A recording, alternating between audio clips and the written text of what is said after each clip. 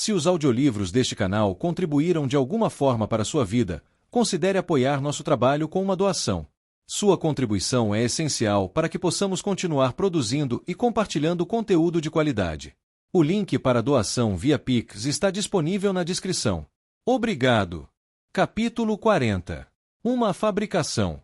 Perrin sentou-se sozinho no toco de uma árvore, com os olhos fechados e o rosto voltado para o céu escuro. O acampamento foi estabelecido, o portão fechado e os relatórios coletados. Perrin finalmente teve tempo para descansar. Aquilo era perigoso. Descansar o fazia pensar. Pensar lhe trazia lembranças. Lembranças lhe traziam dor. Ele conseguia sentir o cheiro do mundo no vento. Camadas de aromas, entrelaçando-se. O acampamento ao seu redor, pessoas suadas, temperos para cozinhar, sabões para limpar, esterco de cavalo, emoções. As colinas ao redor, agulhas de pinheiro secas, lama de um riacho, a carcaça de um animal morto. O mundo além, traços de poeira da estrada distante, um pé de lavanda que de alguma forma sobreviveu no mundo moribundo. Não havia pólen. Não havia lobos. Ambos pareciam sinais terríveis para ele. Ele se sentiu mal.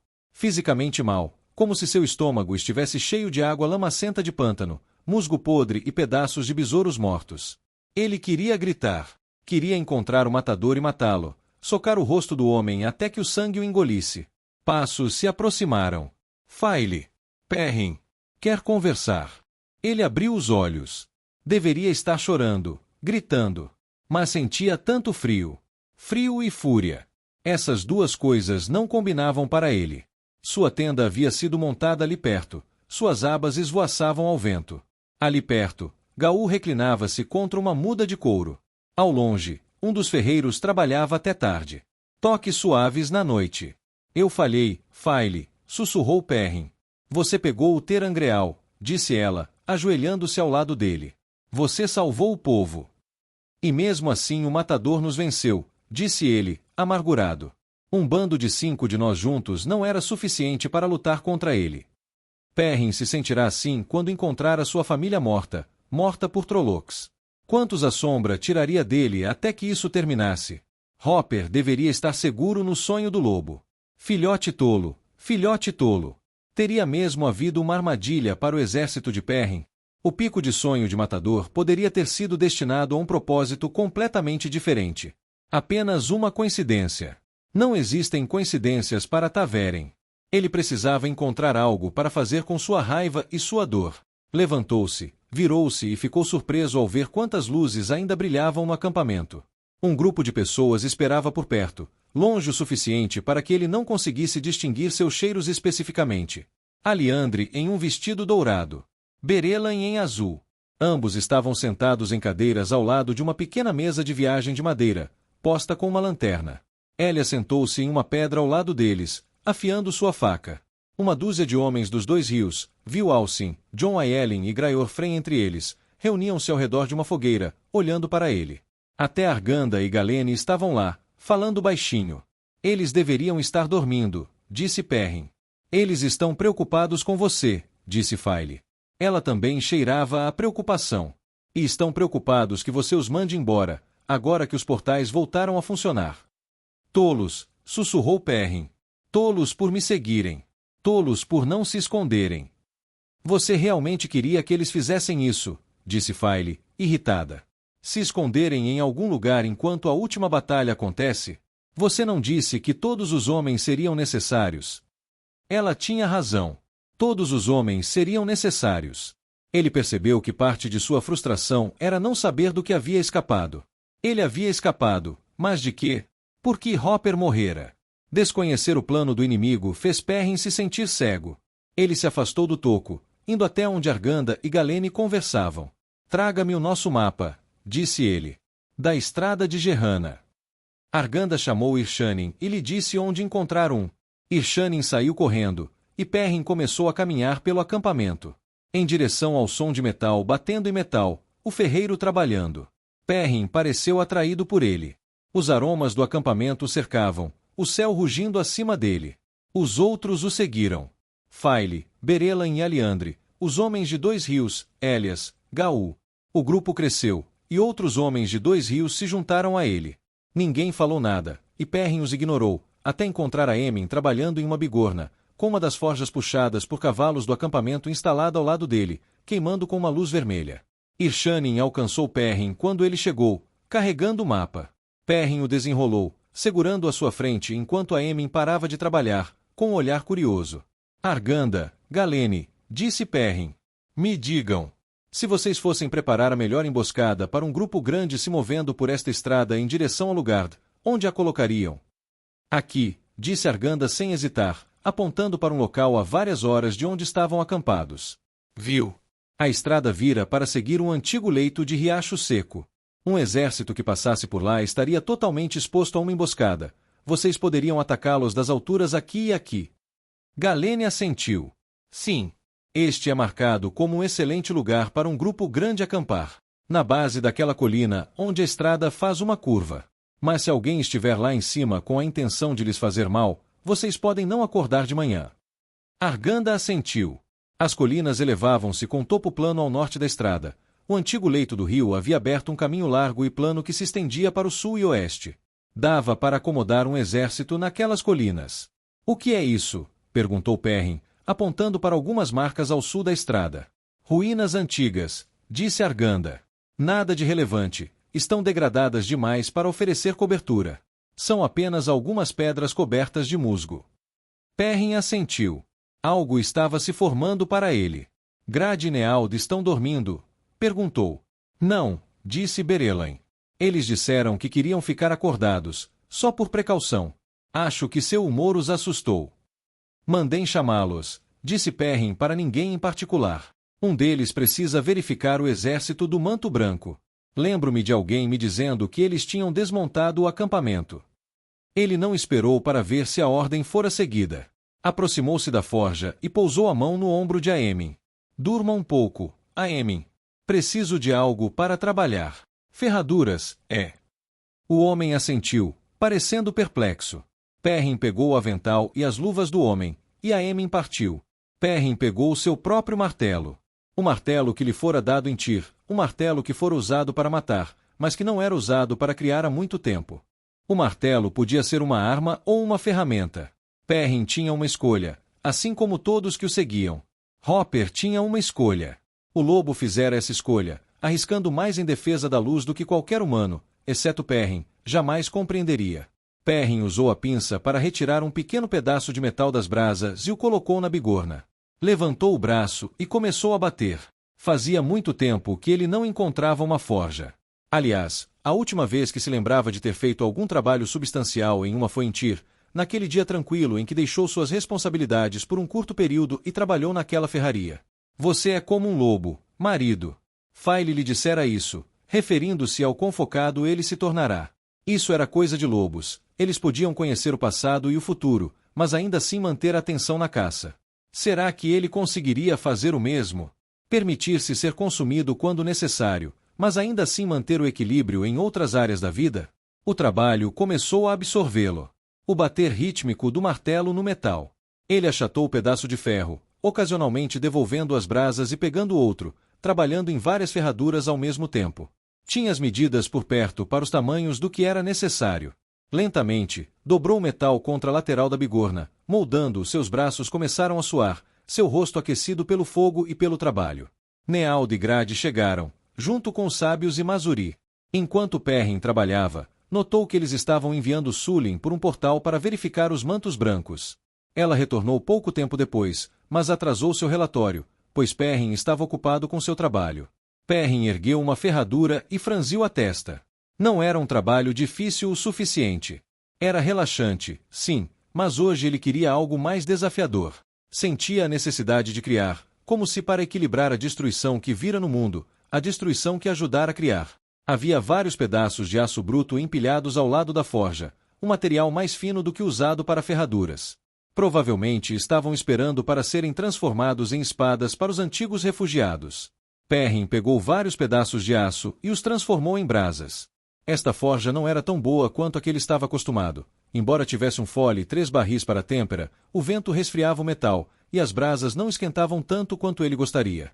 Ele observava com insatisfação. Posso ajudá-lo com isso, Lord Perrin, disse Neald de lado. Aqueça o metal, se quiser.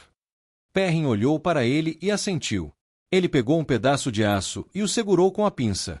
Quero um amarelo avermelhado bonito. Não tão quente a ponto de ficar branco, veja bem. Neald assentiu. Perrin colocou a barra na bigorna, pegou o martelo e começou a bater novamente. Neald ficou ao lado, concentrado. Perrin se perdeu no trabalho. Destruiu o aço. Todo o resto desapareceu. O bater rítmico do martelo no metal, como as batidas do seu coração, aquele metal cintilante, quente e perigoso. Nesse foco, ele encontrou clareza. O mundo estava rachando, quebrando-se mais a cada dia. Precisava de ajuda, agora mesmo. Uma vez que algo se estilhaçava, não era possível consertá-lo. Neald, disse a voz de Grade. Era urgente, mas distante para Perrin. Neald, o que você está fazendo? Não sei, respondeu Neald. Parece certo. Perrin continuou a bater, cada vez com mais força. Dobrou o metal, achatando as peças umas contra as outras. Era maravilhoso como o achamen o mantinha exatamente na temperatura certa. Isso libertou Perrin da necessidade de depender apenas de alguns instantes de temperatura perfeita entre os aquecimentos. O metal parecia fluir, quase como se moldado apenas por sua vontade. O que ele estava fazendo? Tirou os outros 2 pedaços das chamas e começou a alternar entre os 3. O primeiro, e maior, dobrou-o sobre si mesmo, moldando, usando um processo conhecido como encolhimento, no qual aumentou sua circunferência. Transformou-o em uma grande bola e adicionou mais aço até que ficasse quase do tamanho da cabeça de um homem. O segundo, ele desenhou, tornando-o longo e fino, e então o dobrou em uma haste estreita. O último pedaço, o menor, ele achatou. Ele inspirava e expirava, seus pulmões funcionando como foles. Seu suor era como águas refrescantes. Seus braços eram como a bigorna. Ele era a forja. Sábios, preciso de um círculo, disse Neald com urgência. Agora. Não discutam. Eu preciso. Faíscas começaram a voar enquanto Perrin batia. Chuveiros maiores a cada golpe. Ele sentiu algo vazando, como se cada golpe infundisse no metal sua própria força e também seus próprios sentimentos. Preocupações e esperanças. Estas fluíam dele para os 3 pedaços não forjados. O mundo estava morrendo. Ele não podia salvá-lo. Esse era o trabalho de Rand. Perrin só queria voltar à sua vida simples, não é mesmo? Não. Não, ele queria File, ele queria complexidade. Ele queria vida. Ele não podia se esconder, assim como as pessoas que o seguiam não podiam. Ele não queria a lealdade deles. Mas a tinha. Como se sentiria se outra pessoa assumisse o comando e os matasse? Golpe após golpe. Jatos de faíscas. Demais, como se ele estivesse batendo em um balde de líquido derretido. Faíscas espirraram no ar, explodindo de seu martelo, voando tão alto quanto as copas das árvores e se espalhando por dezenas de passos. As pessoas que assistiam recuaram, todas, exceto o Achamen e as sábias, que estavam reunidos em torno de Neald. Não quero liderá-los, pensou Perrin. Mas se eu não o fizer, quem o fará? Se eu os abandonar e eles caírem, a culpa será minha. Perrin viu agora o que estava fazendo, o que vinha tentando fazer o tempo todo. Ele moldou o pedaço maior em um tijolo. O pedaço comprido se transformou em uma haste, com a espessura de 3 dedos. A peça plana se tornou um suporte de cobertura, uma peça de metal para envolver a cabeça e uni-la ao eixo. Um martelo. Ele estava fazendo um martelo. Estas eram as peças. Agora ele entendia. Ele se aprofundou na tarefa. Golpe após golpe. Aquelas batidas eram tão altas. Cada golpe parecia sacudir o chão ao redor, fazendo as tendas tremerem. Perrin exultou. Ele sabia o que estava fazendo. Ele finalmente sabia o que estava fazendo. Ele não havia pedido para se tornar um líder, mas isso o isentava de responsabilidade. As pessoas precisavam dele. O mundo precisava dele. E, com uma compreensão que se esfriava dentro dele como rocha derretida se moldando, ele percebeu que queria liderar. Se alguém tivesse que ser o senhor dessas pessoas, queria ser ele mesmo.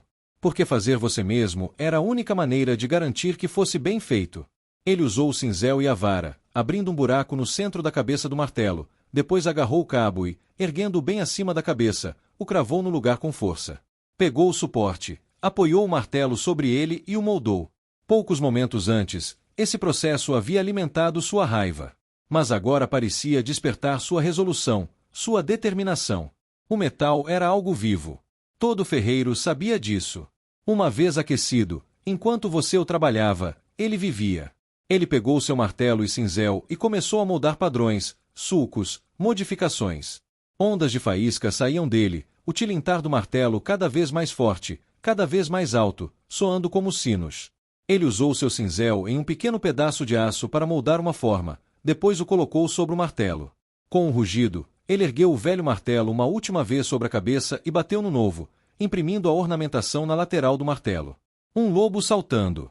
Perrin abaixou suas ferramentas. Na bigorna, ainda brilhando com calor interno, havia um belo martelo.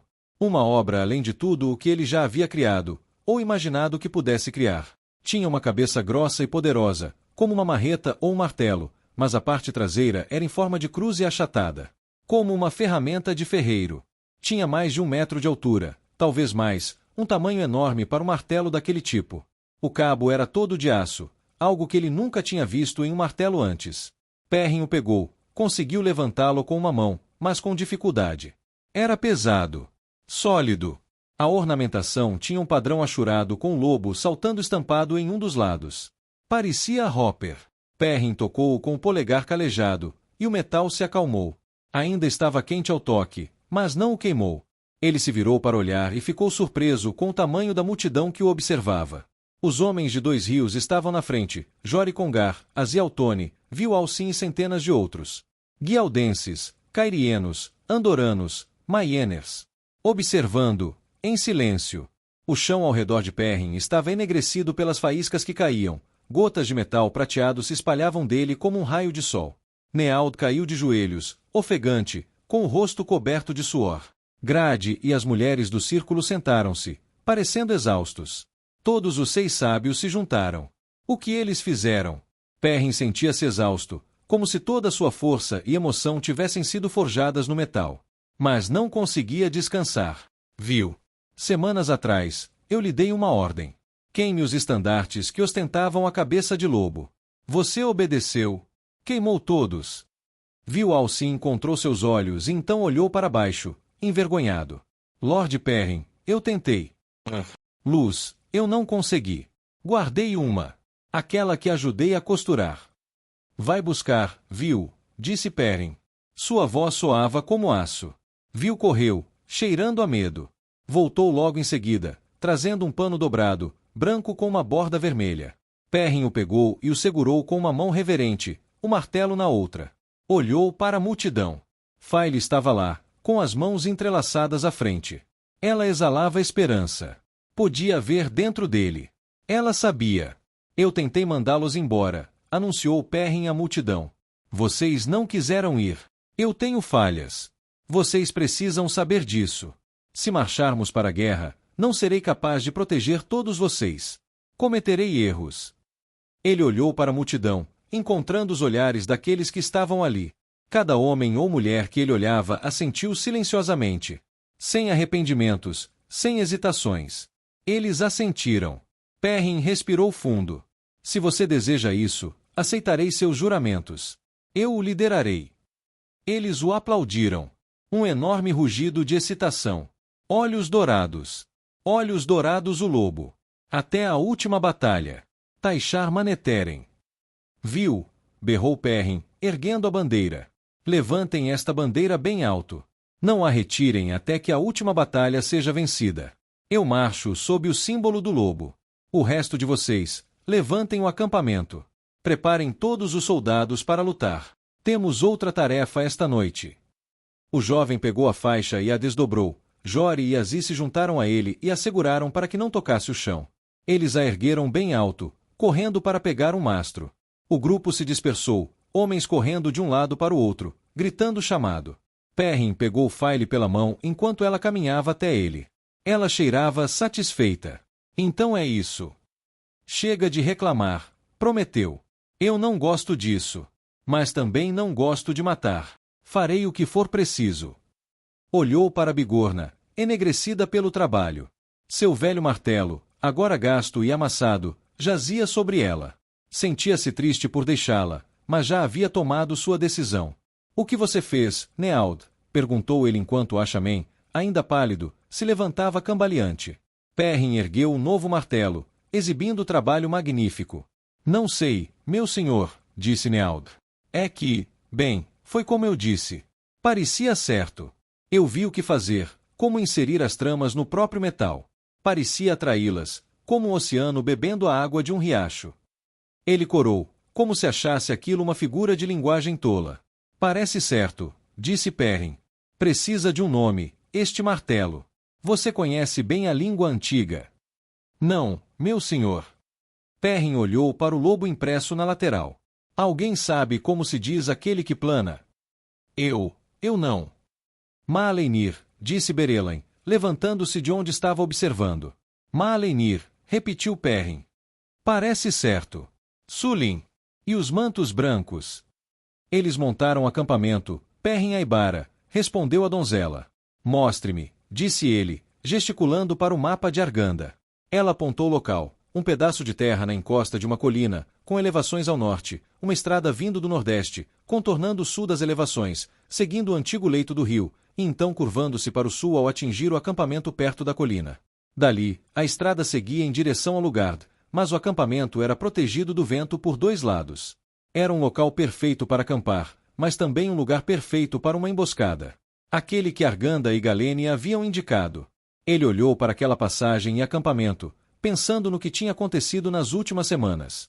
Conhecemos viajantes que disseram que as lamas ao norte eram quase completamente intransitáveis para carroças ou carroças.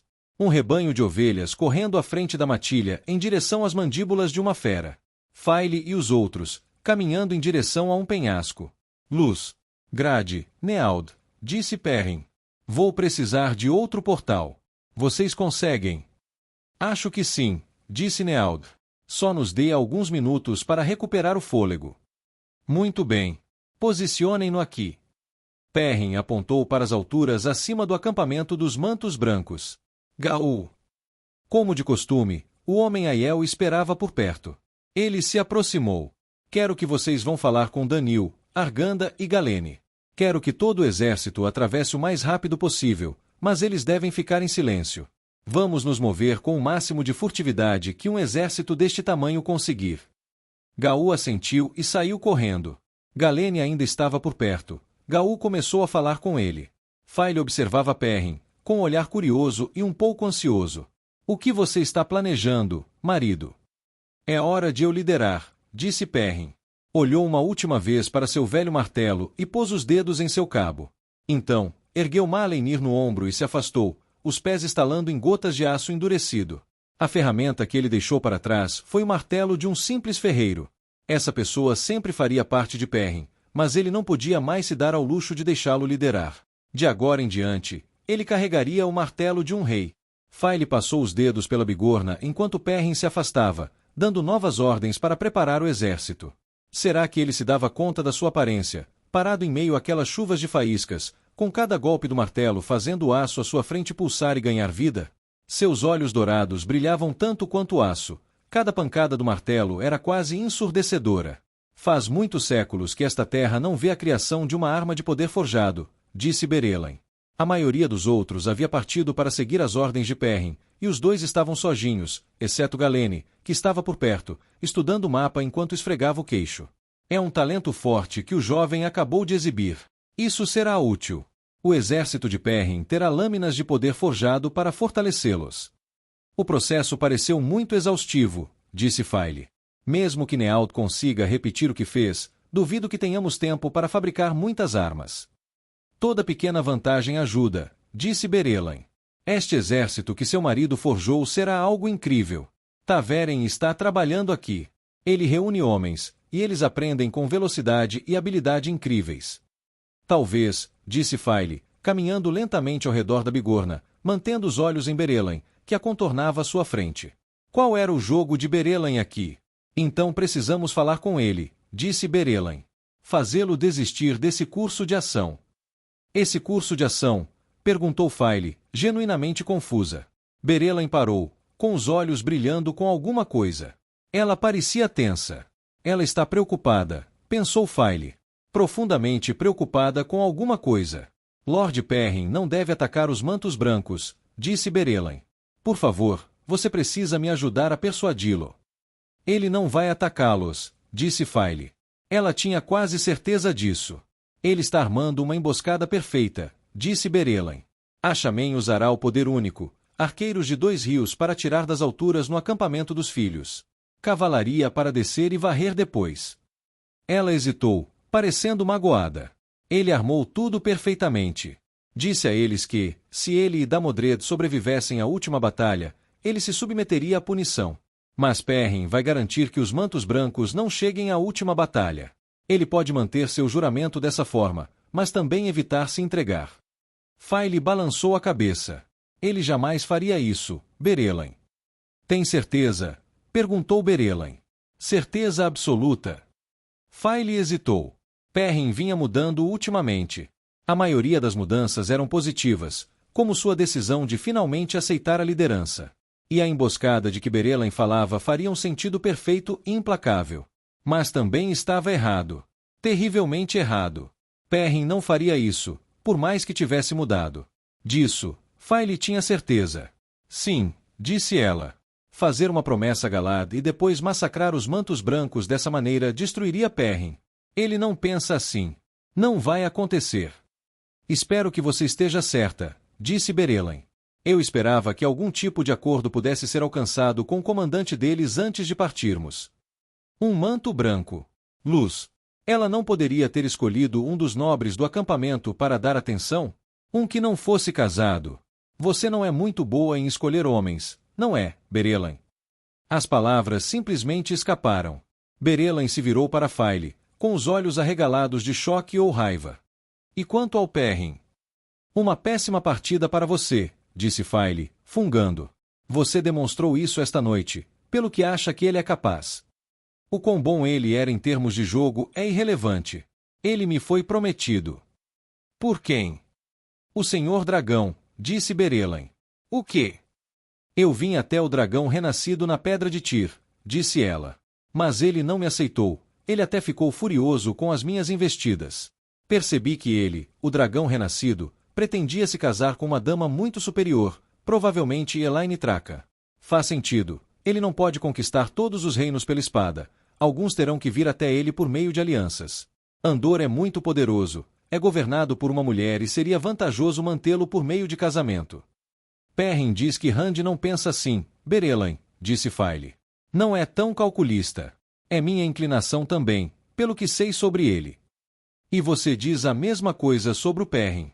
Você quer me fazer acreditar que eles são todos tão simplórios. Sem um pingo de inteligência na cabeça. Eu não disse isso. E ainda assim você usa os mesmos protestos de sempre. Cansativo. Bem, eu percebi o que o Senhor Dragão estava insinuando, então voltei minha atenção para um de seus assistentes próximos. Talvez ele não tenha me prometido. Foi uma péssima escolha de palavras. Mas eu sabia que ele ficaria satisfeito se eu fizesse uma união com um de seus aliados e amigos próximos. De fato, suspeito que ele desejasse que eu fizesse isso. Afinal, o Senhor Dragão colocou eu e Perrin juntos para esta missão. Ele não pôde ser franco sobre o que desejava, no entanto, para não ofender Perrin. Faile hesitou. Por um lado, o que Berelain disse era pura tolice, mas, por outro, ela conseguia ver o que a mulher poderia ter visto. Ou, talvez, o que ela desejava ver. Para ela, separar marido e mulher não era nada imoral. Isso era política. E, logicamente, Rand provavelmente deveria ter desejado unir nações a ele por meio de laços matrimoniais com aqueles mais próximos a ele. Isso não mudou o fato de que nem ele nem Perrin encaravam as questões do coração dessa maneira. Desisti de Perrin, disse Berelain. Mantenho minha promessa. Mas isso me deixa em uma situação difícil. Há muito tempo acredito que uma conexão com o dragão renascido é a única esperança de Mayene para manter a independência nos próximos anos. Casamento não é apenas uma questão de reivindicar vantagens políticas, disse Faile. E, no entanto, as vantagens são tão óbvias que não podem ser ignoradas. E esse manto branco? Perguntou Faile. Meio-irmão da rainha de Andor, disse Berelain, corando levemente. Se o Senhor Dragão pretende se casar com Elaine Traca, isso me dará um elo com ele. Era muito mais do que isso. Faile podia ver na maneira como Berelain agia, na maneira como ela olhava ao falar de Galad Damodred. Mas se quisesse justificar uma motivação política para isso, Faile não tinha motivo para dissuadi-la, contanto que isso ajudasse a se distrair de Perrin. Fiz o que você pediu, disse Berelain. E agora, peço sua ajuda. Se parecer que ele vai atacá-los, por favor, junte-se a mim para tentar dissuadi-lo. Juntos, talvez consigamos. Muito bem, disse Faile. Perrin cavalgava à frente de um exército que se sentia unificado pela primeira vez. A bandeira de Mayene, a bandeira de Guealdan, os estandartes das casas nobres dentre os refugiados. Até mesmo alguns estandartes que os rapazes haviam feito representando as partes dos dois rios. Acima de todos eles, a cabeça de lobo tremulava. Lord Perrin. Ele nunca se acostumaria com isso, mas talvez fosse uma coisa boa. Ele trotou com Stepper até a lateral do portão aberto enquanto as tropas marchavam, saudando-as. Por enquanto, estavam iluminadas por tochas. Esperava-se que os canalizadores pudessem iluminar o campo de batalha mais tarde. Um homem aproximou-se de Stepper, e Perrin sentiu o cheiro de peles de animais, argila e sangue de coelho. Elias tinha ido caçar enquanto esperava o exército se reunir. Era preciso ser um caçador bastante astuto para capturar coelhos à noite. Elias disse que era um desafio melhor. Você me disse uma coisa uma vez, Elias, disse Perrin. Você me disse que se eu algum dia gostasse do machado, eu deveria jogá-lo fora. Foi o que eu fiz. Acho que isso se aplica à liderança também. Parece que os homens que não querem títulos deveriam ser os que os recebem. Contanto que eu tenha isso em mente, acho que posso me sair bem. Elias riu baixinho. A bandeira ficou linda pendurada ali. Serve em mim. Sempre serviu. Só que nem sempre me serviu. Pensamentos profundos, para um ferreiro. Talvez. Perrin tirou do bolso o quebra-cabeça de ferreiro, aquele que encontrara em Maiden. Ele ainda não conseguirá desmontá-lo. Já lhe pareceu estranho que os ferreiros pareçam pessoas tão simples, mas sejam eles que criam todos esses quebra-cabeças malditos e tão difíceis de decifrar. Nunca pensei nisso dessa forma. Então você é um de nós, finalmente. Não, disse Perrin, guardando o quebra-cabeça. Eu sou quem eu sou. Finalmente. Ele não tinha certeza do que havia mudado dentro dele. Mas talvez tentar pensar demais nisso tivesse sido o problema em primeiro lugar. Ele sabia que havia encontrado o equilíbrio. Jamais se tornaria como Noan, o homem que se entregará ao lobo. E isso bastava. Perrin e Elias esperaram um tempo, observando o exército passar. Esses portões maiores tornavam a viagem muito mais fácil. Eles fariam com que todos os homens e mulheres guerreiros passassem em menos de uma hora. Os homens ergueram as mãos para Perrin, exalando orgulho. Sua conexão com os lobos não os assustava. Na verdade, pareciam menos preocupados agora que sabiam os detalhes. Antes, havia especulações. Perguntas. Agora, eles podiam começar a se sentir confortáveis com a verdade. E orgulhosos dela. Seu senhor não era um homem comum. Ele era especial. Preciso ir, Perrin, disse Elias. Hoje à noite, se eu puder. Eu sei. A última caçada começou. Vá com eles, Elias. Nos encontraremos no norte. O velho amigo pousou a mão no ombro de Perrin. Se não nos virmos lá, talvez nos encontremos no sonho, meu amigo. Este é o sonho, disse Perrin, sorrindo. E nos encontraremos novamente. Eu te encontrarei, se estiver com os lobos. Boa caçada, dente longo. Casse bem, jovem touro. Elias desapareceu na escuridão com um leve farfalhar. Perrin estendeu a mão para o martelo quente ao seu lado. Ele pensara que a responsabilidade seria mais um peso sobre ele. E, no entanto, agora que a aceitara, sentia-se mais leve. Perrin Aibara era apenas um homem, mas Perrin Olhos Dourados era um símbolo criado pelas pessoas que o seguiam. Perrin não tinha escolha quanto a isso. Tudo o que podia fazer era liderar da melhor maneira possível. Se não o fizesse, o símbolo não desapareceria. As pessoas simplesmente perderiam a fé nele. Como o pobre Aaron havia perdido. Sinto muito, meu amigo, pensou ele. Você, foi quem mais falhou. Não havia sentido em olhar para trás. Ele simplesmente teria que seguir em frente e melhorar. Sou Perrin Olhos Dourados, disse ele, o homem que consegue falar com lobos. E acho que essa é uma boa pessoa para se ser. Ele chutou Stepper através do portal. Infelizmente, Perrin Olhos Dourados tinha uma matança para fazer esta noite. Galad acordou assim que a aba de sua tenda farfalhou. Ele afastou os vestígios de seu sonho. uma coisa boba, dele jantando com uma beldade de cabelos escuros, lábios perfeitos e olhos astutos, e pegou sua espada. Galad! Sibilou uma voz. Era Tron. O que houve? Perguntou Galad, ainda com a mão na espada. Você estava certo, disse Tron. Sobre o quê? O exército de Aibara está de volta. Galad, eles estão nas colinas logo acima de nós. Só os avistamos por acidente. Nossos homens estavam observando ao longo da estrada, como você nos disse. Galad praguejou, sentou-se e pegou suas roupas íntimas. Como eles chegaram lá sem que a gente visse? Poderes das trevas, Galad. Baiar estava certo. Você viu a rapidez com que o acampamento deles se esvaziou. Seus batedores haviam retornado 1 hora antes. Encontraram o acampamento de Aibara estranhamente vazio, como se estivesse povoado por fantasmas. Ninguém os vira partir pela estrada. Agora, isso. Galad se vestiu rapidamente. Despertem os homens.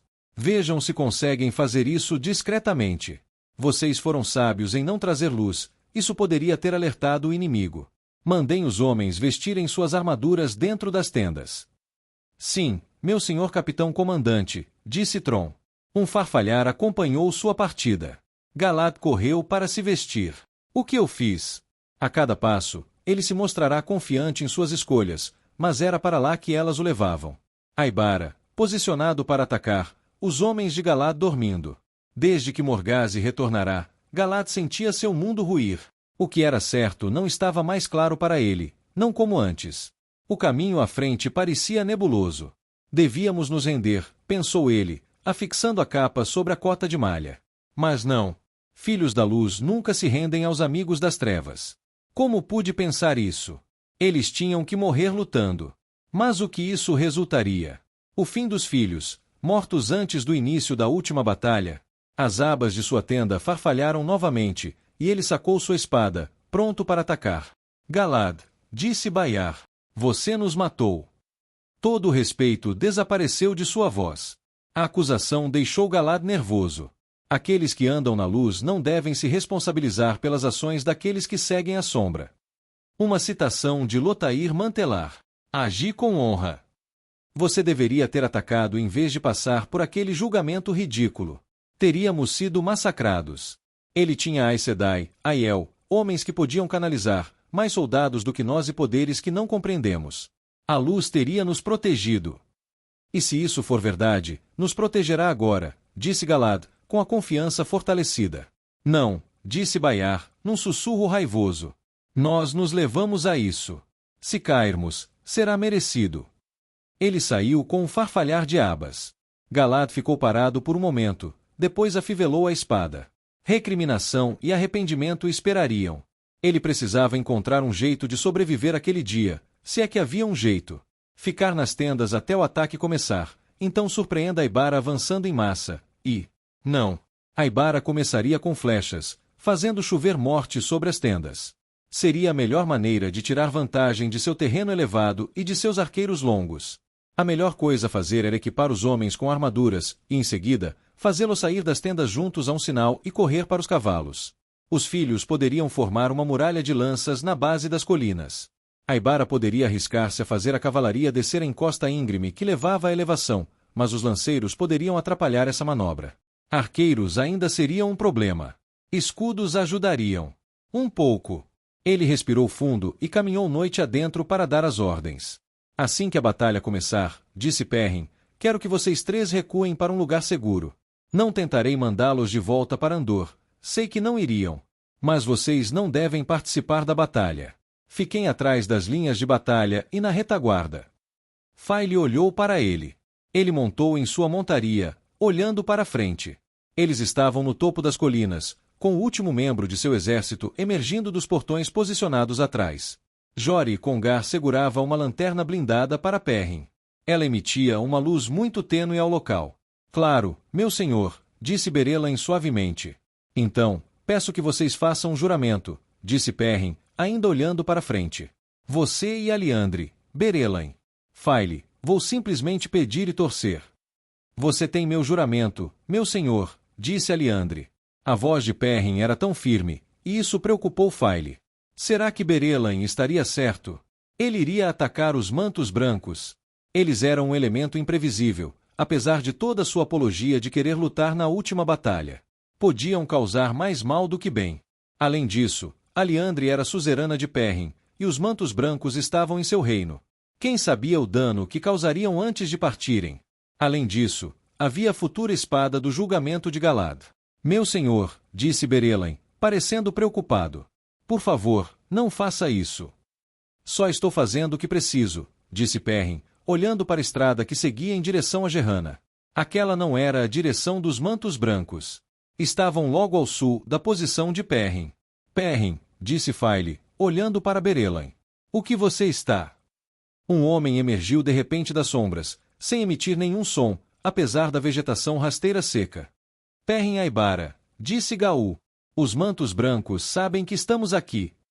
Tem certeza? Perguntou Perrin. Ele não pareceu alarmado. Eles estão tentando não nos deixar saber, disse Gaul, mas eu consigo ver. As donzelas concordam. Estão se preparando para a batalha, os cavalariços tirando as amarras dos cavalos, os guardas se movendo de tenda em tenda. Perrin assentiu. Ele empurrou os teper para frente, através do mato, cavalgando até a beira das colinas. Faile levou Dailigta para trás dele, com Berelain mantendo-se perto dela. O terreno descia abruptamente até o antigo leito do rio que ladeava a estrada abaixo. A estrada seguia na direção de Gerrana, até passar pela base dessas colinas e fazer uma curva na direção de Lugard. Logo na curva ficava a depressão, a brígada contra a colina, onde os mantos brancos haviam montado seus círculos de tendas. As nuvens estavam finas, permitindo que o luar pálido cobrisse a terra com um branco prateado. Uma neblina baixa se formava, permanecendo principalmente no leito do rio, profunda e espessa. Perrin examinou a cena. Ele tinha uma visão clara da estrada em ambas as direções. De repente, gritos soaram lá embaixo, homens irrompendo das tendas dos mantos brancos e correndo em direção às linhas de cavalaria. Tochas se acenderam. Arqueiros, à frente! Berrou Perrin. Os homens de Two Rivers correram até a borda de sua posição elevada. Infantaria, preparem-se atrás dos arqueiros! Gritou Perrin. Arganda, no flanco esquerdo. Galene, no direito. Eu chamo se precisar que nos ajudem. Ele se virou para os soldados de infantaria, a maioria ex-refugiados. Mantenha-se em formação cerrada, rapazes. Mantenham os escudos erguidos e os braços das lanças flexionados. Arqueiros, flechas ao arco. Faile sentiu que começava a suar. Isso estava errado. Certamente Perrin não iria. Ele ainda não olhava para os mantos brancos abaixo deles. Observou o leito do rio do outro lado, talvez uns 100 metros além das alturas, que terminava em um declive acentuado devido à lavagem do rio ancestral. Perrin parecia estar vendo algo que os outros não estavam vendo. E com aqueles olhos dourados, talvez estivesse vendo exatamente isso. Meu senhor, disse Berelain, aproximando o cavalo dele, em tom desesperado. Se precisar atacar, poderia dispensar o comandante dos mantos brancos. Ele pode ser útil por razões políticas. Do que você está falando? Perguntou Perrin. A razão pela qual estou aqui é para manter Damodred vivo. Você, o quê? Perguntou Berelain. Meu senhor! Grade exclamou de repente, cavalgando por perto. Sinto uma canalização. O que é aquilo ali? Gritou Jori Congar, apontando. Tem alguma coisa na neblina. É. Faile semicerrou os olhos. Ali, logo abaixo do exército, no antigo leito do rio, figuras começaram a se erguer como se viessem do chão. Criaturas disformes com cabeças e corpos de animais, com metade da altura de Perrin, portando armas brutas. Movendo-se entre elas, figuras esguias e sem olhos, vestidas de preto. A névoa os envolvia enquanto avançavam, deixando um rastro de fios. As criaturas continuaram a aparecer. Dezenas delas. Centenas. Milhares. Um exército inteiro de Trollocs e Mirdraal. Grade, Neald, berrou Perrin. Luz. Globos brancos e brilhantes surgiram no ar e ficaram suspensos ali. Mais e mais Trollocs emergiam da névoa, como se ela os estivesse gerando, mas pareciam perplexos com as luzes. Olharam para cima, semicerrando os olhos e protegendo-os. Perrin resmungou. Que tal? Eles não estavam preparados para nós. Pensaram que teriam uma chance fácil contra os mantos brancos. Ele se virou, olhando para as fileiras de soldados surpresos. Bem, homens, vocês queriam me seguir até a última batalha? Vamos ter um gostinho disso aqui mesmo. Arqueiros, apostos. Vamos mandar essas crias das sombras de volta para o fosso que as gerou. Ele levantou seu martelo recém-forjado e a batalha começou.